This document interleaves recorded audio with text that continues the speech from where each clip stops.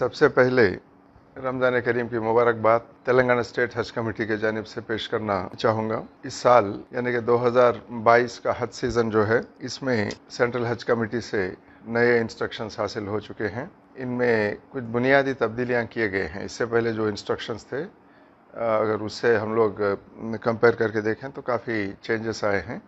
सबसे पहले 65 ईयर्स यानी कि 65 साल से ज़्यादा उम्र वाले जो भी आज़मीन हज हैं, उनको उनकी एलिजिबिलिटी नहीं है। यानी कि 65 ईयर्स से जो एज ज़्यादा होती है वो इस साल हज के लिए एलिजिबल नहीं है, तो उनकी एप्लीकेशंस भी एक्सेप्ट नहीं किए जाएंगे। और सऊदी हुकूमत की तरफ से जो ये इंस्ट्रक्शन है कि किसी हालत में 65 प्लस को नहीं लेना चाहिए। ये सिर्फ हिंदुस्तान के लिए नहीं है, आलम भर में जितने भी ममालिक हैं सबके लिए यही इंस्ट्रक्शन है। और दूसरी बात, अब ये भी हो सकता है कि कोई ख़वातीन आज़मीन हज होते हैं, वो 65 के कम एज वाले होते हैं, मगर अगर उनके महरम 65 ईयर्स से उनका एज और ज़्यादा है, तो ये जो ओरिजिनल एप्लीकेशन होता है आज़मीन हज का, वो भी कैंसिल होता है। अगर आप ऑलरेडी अप्लाई कर लिए हैं, फिर भी वो एप्लीकेशन कैंसिल हो जाएगा। महरम भी शर्त है कि महरम भी 65 से कम होना चाहिए, और साथ ही साथ आज़मीन हज का एज भी 65 से कम होना चाहिए। ये सबसे बुनियादी चेंज है इससे पहले जो इंस्ट्रक्शंस थे उसके मुकाबले। और इसके साथ ही साथ क्योंकि कोविड का सिचुएशन था, उसमें बेहतरी तो आई है, मगर ये नहीं कह सकते हम लोग कि पूरे तरह से इसका ख़ात्मा हुआ है। तो इसलिए सऊदी हज डिपार्टमेंट के जानिब से ये इंस्ट्रक्शन भी है कि डबल वैक्सीनेशन जो सऊदी में एक्सेप्टेड हैं वैक्सीन्स, यानी कि हमारे पास जो दो वैक्सीन ही यूज़ करे थे हम लोग इधर तेलंगाना में, कोवैक्सीन था, कोविशील्ड, ये दोनों एक्सेप्टेड हैं। और इसके आगे कोई दूसरा वैक्सीनेशन मैं तो नहीं समझता कि कोई करे होंगे। इसके अलावा अगर कोई दूसरे वैक्सीनेशन करे हैं तो उसकी एलिजिबिलिटी चेक करना होगा आपको, क्योंकि सऊदी हुकूमत जो वैक्सीन्स को अलो करेगी उसी के तहत वैक्सीनेशन होना चाहिए, और सिर्फ वो जो वैक्सीनेट होते हैं उन आज़मीन हज को ही वहाँ पे अलो किया जाएगा।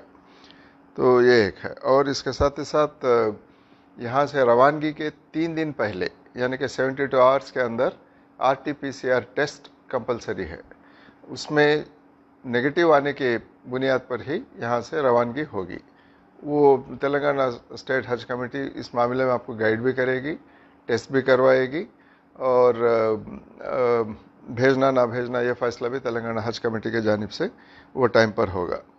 इससे पहले जब हम लोग एप्लीकेशंस कॉल फॉर करे थे, जब 4254 एप्लीकेशंस हासिल थे। अब इसमें हो सकता है कि जो नया गाइडलाइन जो आए हैं एज लिमिट के वो मामले में हो, या महरम और दूसरे इंस्ट्रक्शन जो हैं उसके बुनियाद पर बहुत सारे एप्लीकेशंस कैंसिल हो सकते हैं। इसके साथ ही साथ अगर कोई वॉलंटरीली विड्रा करना चाहे एप्लीकेशंस, इससे पहले जो अप्लाई करे थे, वो विड्रा भी कर सकते हैं। ये अपने ज़ाती तौर पर इसको विड्रा कर सकते हैं।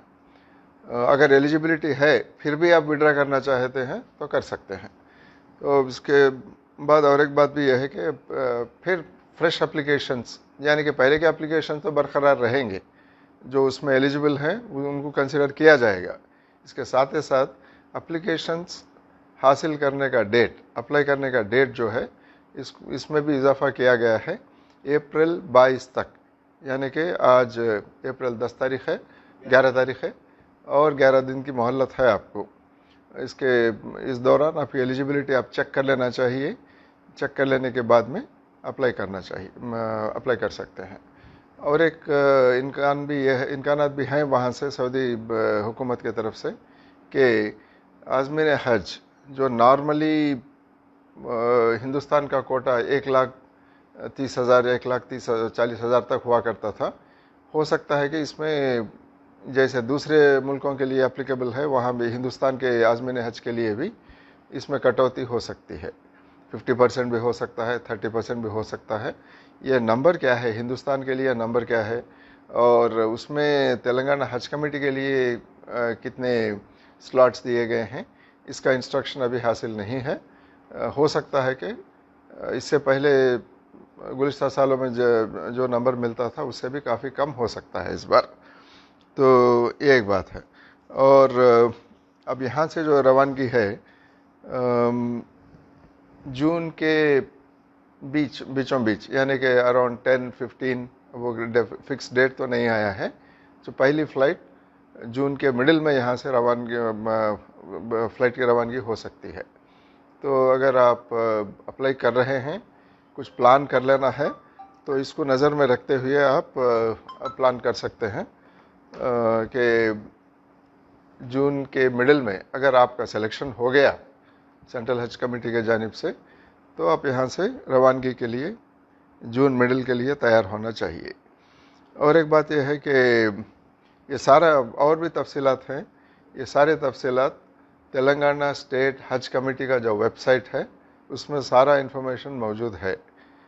इसके साथ ही साथ यहाँ पर एक हेल्पलाइन भी चल रहा है जिसका नंबर है, लैंडलाइन नंबर है ये 23298793। ये नंबर पर आप और जानकारी हासिल कर सकते हैं। यहाँ पर एक इंक्वायरी काउंटर भी है जहाँ पर आप हैदराबाद